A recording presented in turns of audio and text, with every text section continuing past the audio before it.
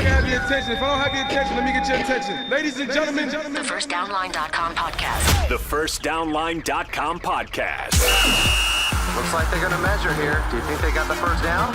Now remember that the first down line is not official. Your official enough download for the latest in sports and technology.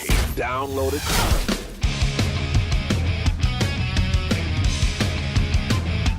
FirstDownline.com podcast, episode number 3. Welcome into the show. He's Travis. I am Ryan. We appreciate hanging out with us, and it's been a fun 2 weeks at the website, FirstDownline.com, but a lot going on, too, in just the world of sports in general. We're getting some of the best time of the year, my man. NHL playoffs, getting into the actual conference finals, same with the basketball NBA playoffs, yeah. Absolutely. We're looking forward to some pretty good stuff. Yeah, you left out horse racing, of course. True. Preakness was today, and also Premier League soccer wrapped up last week, as well as some good golf going on in the last couple of weeks. Yeah, so, that's right. Yeah. Man City won Premiership, That's right? correct, yes. Manchester City. That's that is the team that took the crown, if you will. I know my soccer. Yeah. Any cool soccer stuff as far as, the NBC Sports Network had their technology or their rights, to the U.S. version of the broadcast. Anything that was cool technologically? Well, something they implemented this year was the goal line technology for, obviously just like it sounds, the goal line. Mm-hmm. So when a ball crosses the goal line, oftentimes it's just the referee's judgment call. Is it a goal? It has to completely cross the line, just like in hockey, of course. So they implemented this new technology that actually measures all of the different planes, zooms down from an aerial view, creates a sort of simulation of the ball crossing the line. And, there's a guy on the sidelines just, with it phoned into a wristwatch, apparently, that just tells you whether or not it was a goal or not. So that's kind of a cool thing that was implemented this year, but only got to see it a couple of times, unfortunately. We need more of that. If you're listening to us, English Premier League, we need you almost score more goals. Yeah, that would be better because we'd like some reviews. Yeah. We invite you to contact us. This is our 3rd podcast episode. You can follow along with us on Twitter as well.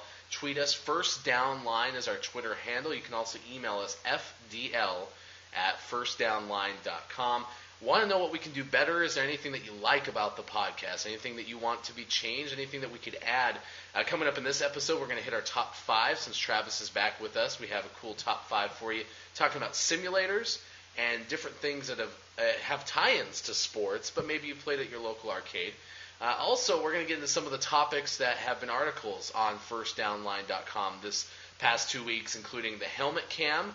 Brett Sommers able to catch up to the CEO, the guy who made SchuttVision, which is the helmet that has the camera right Shut smack your in the middle. mouth. The SchuttVision Shut Your Mouth camera. Shutting people's mouths in the Arena Football League. That's right. Well, except the one clip we put on there, the YouTube video, the guy wasn't making very many plays. Yeah, he wasn't shutting many mouths. He wasn't very shut down corner. No, if you will. I don't know. Are they corners in the Arena Football League? I don't know. Yeah, we got to work on that. We know about the technology. We don't know about the game that well. But we're looking forward to talking to SchuttVision about maybe doing some things with the Arena Football League that we'll share on the website in the weeks to come. So stay tuned for that. Brett Sommers will join us momentarily. Wimbledon is not for a while. It's coming up a little bit later in the summer. But that said, leading up to that, there's some sensors that are being placed in rackets. We'll tell you what that means for some Wimbledon players. Hybrid racing technology. Me and this dude like our video games. Remember F-Zero? Of course. The SNES Classic. Yeah, absolutely. Yeah. I wrote this piece about hybrid racing technology, and someone said there's actually a possibility of a real-life F-Zero at some point. So we'll talk more about that.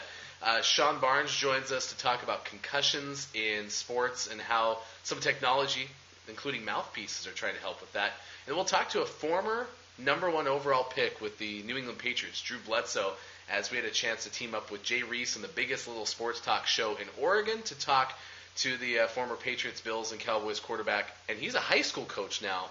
You played high school sports, baseball. I played football. We did not have anything like pictures of different formations or different bat speed technology when we were playing. No whiteboards or anything. In fact, my coach just primarily used a flask as his coaching tool, I think. So which is probably why I saw more playing time than some of the other players. But nonetheless, yeah, we weren't as fortunate some of our colleagues. Was it at least a technologically advanced flask? Well, I don't know. He was pretty good at it. What if you could take sports technology for a class? We'll get into that. Travis also has a download for you this week called Fan Zone, so we'll get to that in just a moment. But first, let's bring out the sticks. Let's talk about technological advancements that you felt have been just completely unnecessary. Now, one of the ones that was listed in our top 7 when we launched the site was the tennis ball technology, where the tennis mark, you could see the little shadow of the ball, or I guess the virtual indent on the clay. I think that's somewhat unnecessary, and I feel like I'm completely discounting it, but it's not probably because I'm the biggest tennis fan in the world. Mm-hmm. You look at that technology, and it sits there and makes this little thing, but it looks so computer simulated. I wish they could at least maybe show where it's landing using the real live action shot. Even though I guess I see a purpose. Maybe I'm a little off base. Yeah, it's just the same type of technology is actually used for that goal line technology for the soccer. But I actually kind of disagree with you there. Yeah. I like being able to see exactly. I mean, you can't but it's even not necessarily the actual shot. Well, but even with a camera, you can't really discern typically. I mean, if you could tell with a camera every time, why does it take 15 minutes for an NFL replay to be decided? Well, I'm not saying it has to be created with the camera shots and then a judgment call by the officials. I'm just saying instead of seeing the simulation, they could see where the ball was actually, like maybe like a imprinted dot on top of the surface. I don't know. Again, I'm not making. I say we just go with honor system. The players just need to be more honest. You know, if it's out, it's out. Call it yourself. That's what I would do. You can let us know. It's always out. First Down Line is our Twitter handle at First Down Line, or FDL at FirstDownLine.com. Bring out the sticks. What is the one sports technological advancement you feel was completely unnecessary? You could get rid of it. Let's talk about the helmet cam. This is SchuttVision that you see on the screen. There's a little camera right in the middle of the helmet, right where the brand used to be above the face mask. And Brett A. Sommers had a chance to talk to the man who made this happen, and even the struggle that almost cost him his family and his job. What a blast this past week was. I had the opportunity to speak with Sports Video Innovation CEO and co-founder J.R. Liverman, and that's the company that came up with the idea for the camera on the front of a football helmet that is now SchuttVision.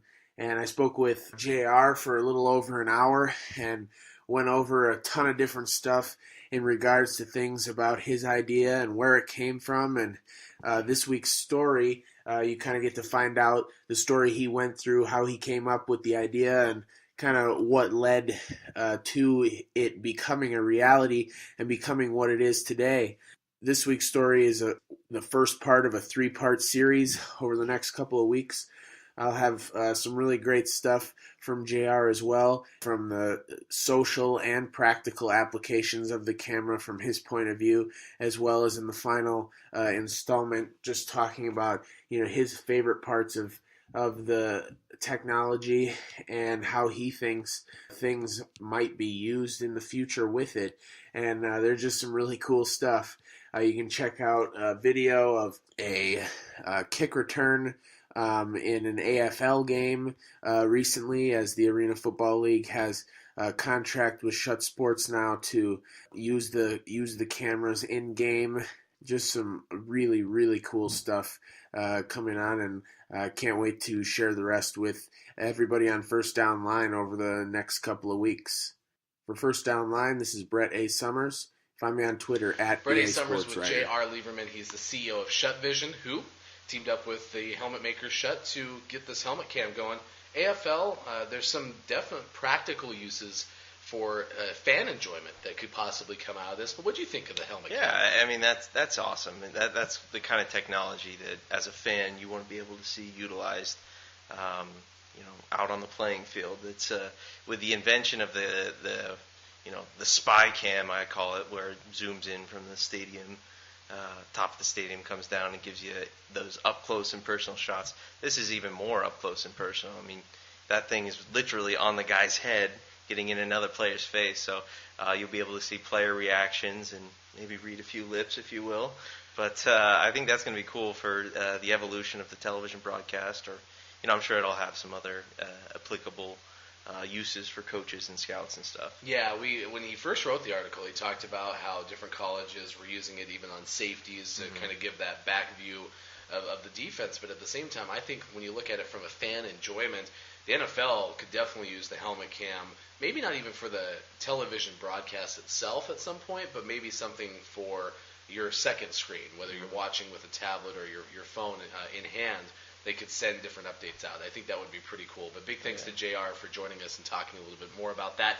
You can read the full article at FirstDownLine.com. The podcast continues.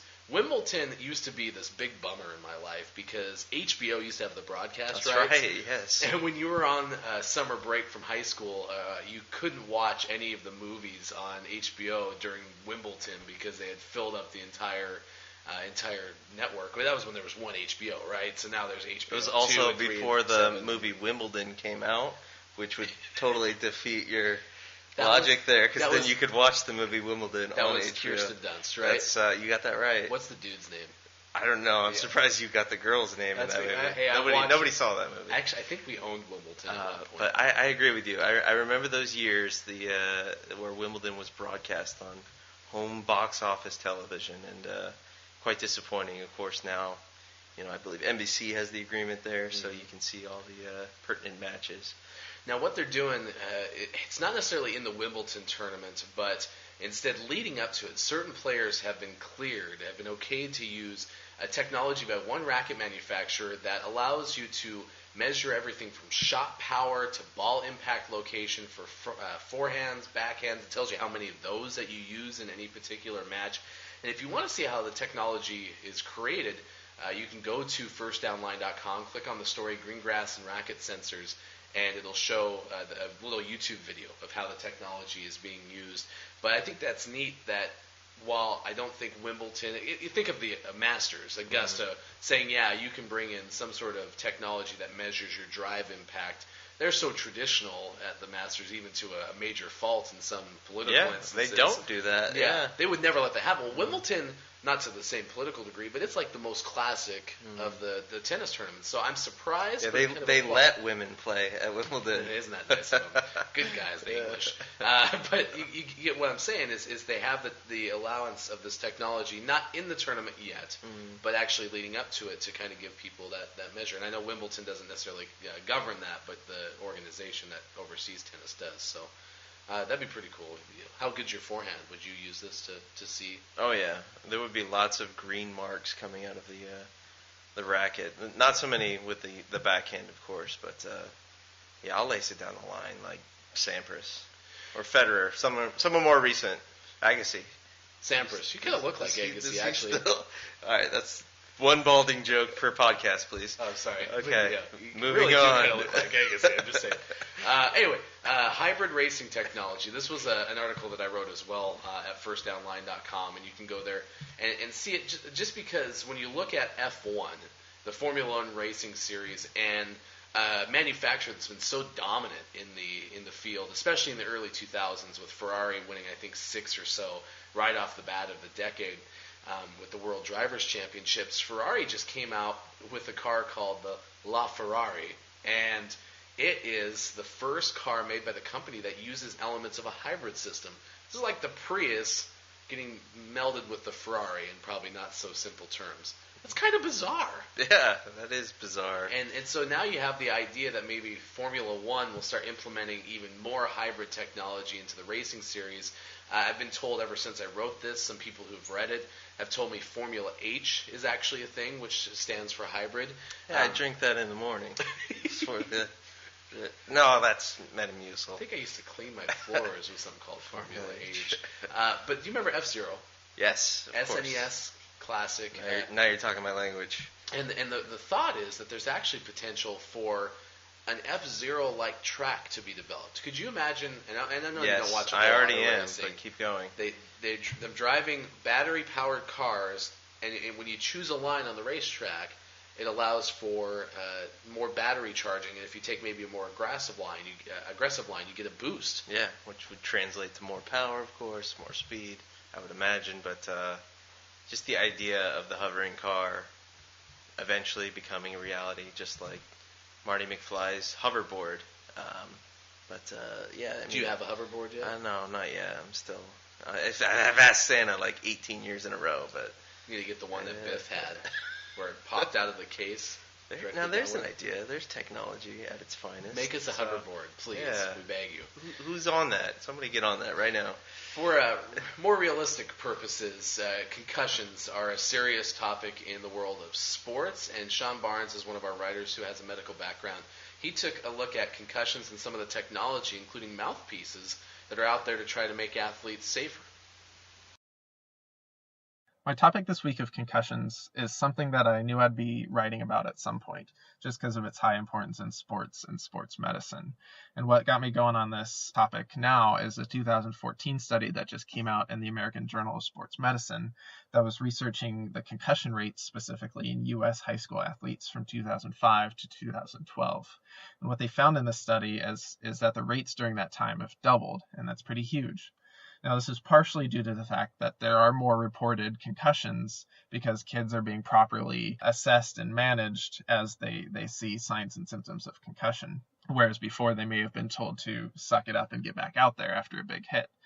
They're being managed properly now, and that's going to show through in the statistics. But on the downside, this is due to just an increased rate of injury, and that's coming from teams always looking to get bigger and faster and stronger and get those bigger hits. Now, I wanted to focus on a couple things that are being done to help manage this risk of concussion. One of them being football helmets, or helmets in general. All 5 of the new football helmets released this spring, and these are adult football helmets, have earned a 5-star mark by the Virginia Tech helmet ratings, which is huge because the difference between a 5-star helmet and a 4-star helmet using this rating is about a 54% decrease in risk of concussion. Now, the Virginia Tech helmet ratings have been used for some time, and they're looking to expand that. This fall, for instance, they're going to be including hockey helmets in the rating system. In 2015, they're not only tweaking their methodology to include more rotational acceleration, which is really important with concussions, but they're also looking to start including youth helmets, which is going to be really helpful. Another area I wanted to focus on is mouth guards, and these are really going 2 different directions.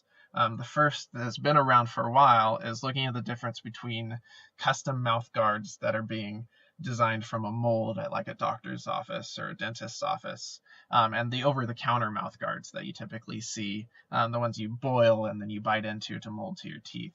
And for a long time, people have talked about the effectiveness of one versus the other, stating that the custom mouth guards are going to help reduce concussions. But now we're starting to see more and more evidence that's actually backing these claims up. And one current study did just that, and they looked at the custom mouth guards and found that they were more effective in decreasing the risk of concussion than the over-the-counter mouth guards.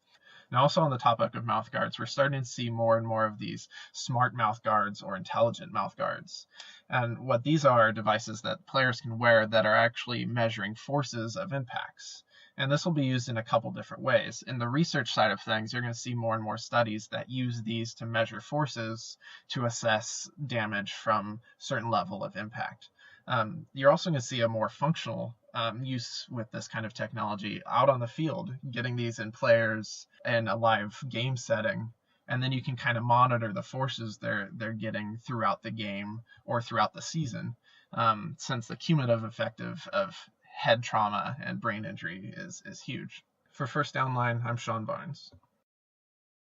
Thanks a lot, Shawn. You can read more about concussions and the technology trying to make athletes safer at FirstDownLine.com. We continue the podcast, and we had a chance to have an overall number 1 draft pick, 1993, for the New England Patriots. Do you remember the name? I do. Drew Bledsoe. Drew Bledsoe. He joined us in combination with the biggest little sports talk show in Oregon, hosted by Jay Reese in Bend, Oregon.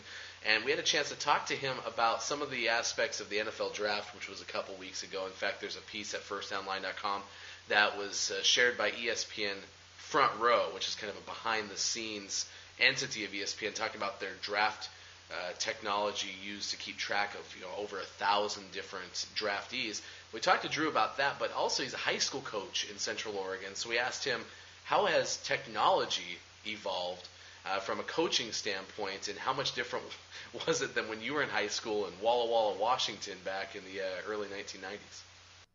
It's really amazing. I mean, it really is. We go back to even my first number of years in the NFL. If we wanted to see game film, we had to wait for that to come down and then be processed and cut up, and then we even at the NFL level couldn't watch any video to the next day. Now, as a coach, even if I don't watch anything while we're during the game, I get home that night and it's loaded online, and I can pull up an iPad and go through and watch the game immediately. And then you can do all your cut-ups right there. I mean, it's really, really easy now. And the other thing is, I know when my dad was coaching in high school, if they were going to exchange tapes with other teams, what that turned into was one assistant coach from each team driving, however many miles and meeting the other coach halfway and exchanging videotapes. I mean, that's what it was. And it's one thing if you live in Portland, but if you're in Walla Walla or even in Bend, if you're going to go play Pendleton, then you got to meet somebody at Biggs Junction and exchange videotapes. In 10 feet of snow, too. Yeah, right. And so now it's all online. You can immediately start watching your next opponent. The week before, or Saturday morning, you start watching your next opponent. So the tools that are available now are really, really cool. All right, big thanks to Jay Reese. You can find his website, jreesesports.com, for letting us jump in on that Drew Bledsoe interview. And also big thanks to Drew to talk to us a little bit more about the technology. He's got some wine out, too. Double back wine. So if you have a chance to try that label, certainly be able to do that. Let's do the top 5.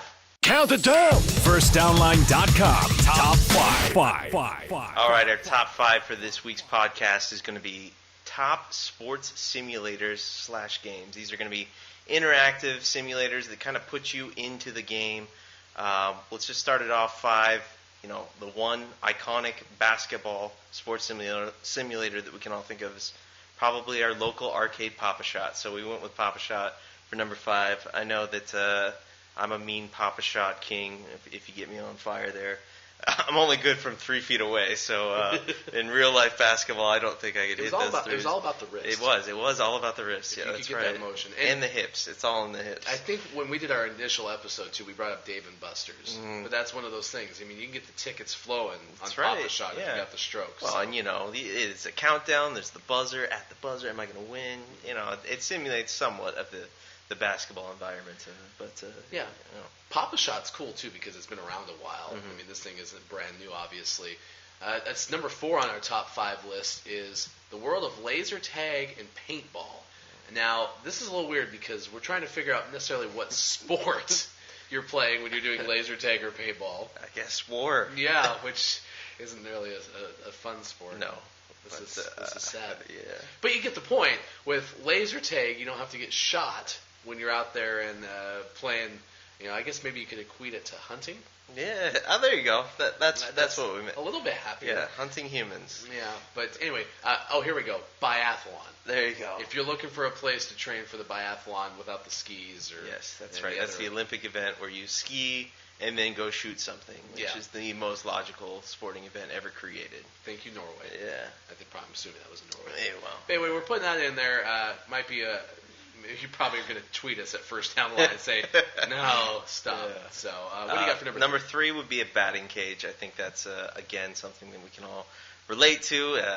That's the simulation, of course, for baseball. You put the quarters in the machine, and then you're basically taking on a machine pitcher, actually. So you're gonna be taking swings as the baseballs are coming in. Softballs too. They have softball batting machines, but I think we've all spent time in the cage growing up, and there's no greater feeling than knocking a few solid line drives or swinging and missing and laughing at your especially friends. When you're like, I can totally crank this thing up to super fast. Right. And it was Torrey Hunter, the Tigers, the other day got hit in the ribs, and he said something that he's like, hey, go to a batting cage and crank that thing up to super fast, and then you step into it and see if it hurts. I'm sure it would.